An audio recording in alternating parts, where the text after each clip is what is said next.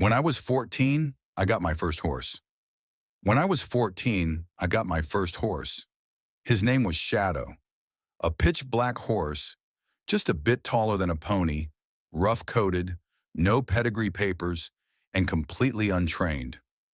He was a little wild and hard to approach at first, but I didn't care. He was mine, and I was ready to spend however much time it would take to make him feel loved, because I needed him just as much. At the time, I had just moved to a small town in the Midwest to live with my mom after my dad left. She enrolled me in a Catholic school, and I was the only native kid in an otherwise all-white student body. I always felt different, but that wasn't the only reason I stood out. There were whispers, mocking laughter, and names like fag, weirdo, freak. It happened every day.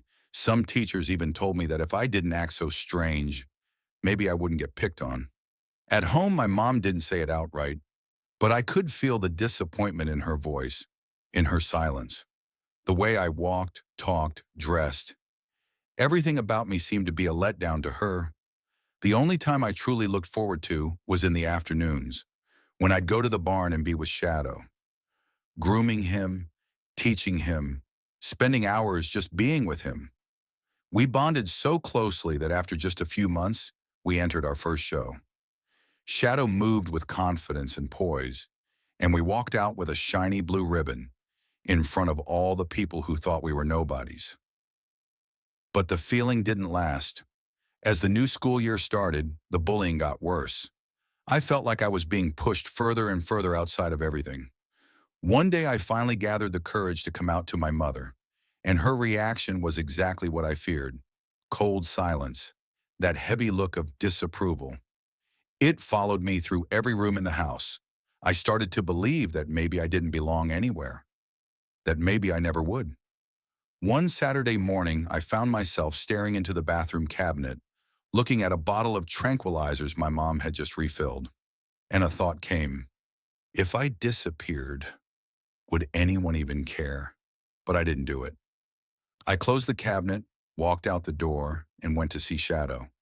That day, I decided to do something just for him, something that would make him happy. Even if I couldn't feel joy anymore, at least he still could. I saddled him up and rode him out to a long dirt road near the airport, a wide stretch of land where I could let him run free. Shadow sensed it too. As I loosened the reins, he took off like a rocket. I stood up in my stirrups like a jockey, and for a few glorious moments, we moved as one. We weren't horse and rider anymore. We were something more. Pure connection, pure freedom. At the end of the road, he didn't need a signal. He slowed down on his own, pivoted, and galloped back the other way. The crisp autumn air, the scent of dried cornfields, the deep blue sky, it all hit me at once, like a surge of electricity. For the first time in months, everything was quiet, clear, and beautiful. When we reached the end of the road again, a woman had pulled over in her car. She'd been watching us. She smiled, waved, and said, "You and that horse, you're the most beautiful thing I've ever seen." All I could say was, "Thank you." And honestly, that was enough. In my culture, we say horses have the power to heal. I don't just believe it, I lived it.